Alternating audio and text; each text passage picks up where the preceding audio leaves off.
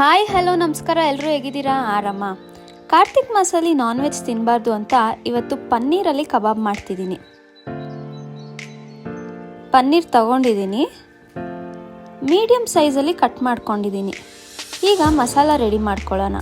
Cornflour, ಅಕ್ಕಿ ಹಿಟ್ಟು ಹಾಕೊಳ್ಳೋದ್ರಿಂದ ಕ್ರಿಸ್ಪಿಯಾಗಿ ಬರುತ್ತೆ.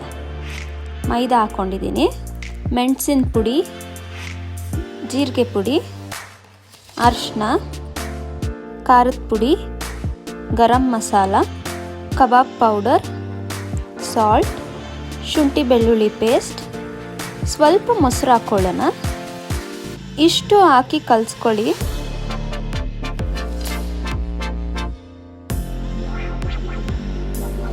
ಚೂರು ನೀರು ಹಾಕ್ಕೊಳ್ಳೋಣ. ಸಾಲ್ಟ್ನ ಸ್ವಲ್ಪನೇ ಹಾಕ್ಕೊಳ್ಳಿ, ಯಾಕಂದರೆ ಕಬಾಬ್ ಪೌಡರ್ ಹಾಕಿರೋದ್ರಿಂದ ಅದರಲ್ಲೂ ಸಾಲ್ಟ್ ಕಂಟೆಂಟ್ ಇರುತ್ತೆ. ಈಗ ಪನ್ನೀರ್ ಹಾಕಿ ನೀಟಾಗಿ ಮಿಕ್ಸ್ ಮಾಡೋಣ.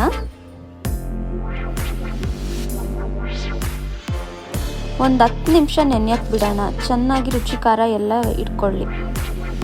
10 ನಿಮಿಷ ಆಯಿತು. ಈಗ ಬಾಣಲಿಗೆ ಎಣ್ಣೆ ಹಾಕ್ಕೊಳ್ಳೋಣ.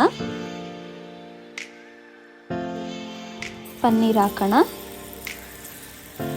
ಮೀಡಿಯಂ ಫ್ಲೇಮಲ್ಲಿ ಇಟ್ಕೊಳ್ಳಿ, ಯಾಕಂದರೆ ಪನ್ನೀರ್ ಬೇಗ ಬೆಂದೋಗುತ್ತೆ. ಹಾಗೆ ಲಾಸ್ಟಲ್ಲಿ ಕರಿಬೇವು ಹಾಕೋದು ಮರಿಬೇಡಿ.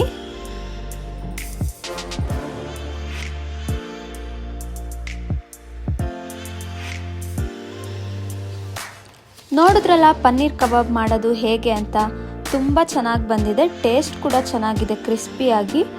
ನೀವು ಕೂಡ ಟ್ರೈ ಮಾಡಿ. ನಿಮಗೂ ಇಷ್ಟ ಆದರೆ ಲೈಕ್, ಶೇರ್ ಹಾಗೂ ಸಬ್ಸ್ಕ್ರೈಬ್ ಮಾಡೋದನ್ನ ಮರಿಬೇಡಿ. ಮತ್ತೆ ಸಿಗೋಣ, ಅಲ್ಲಿ ತನಕ ಪ್ರೀತಿಯಿಂದಿರೋಣ.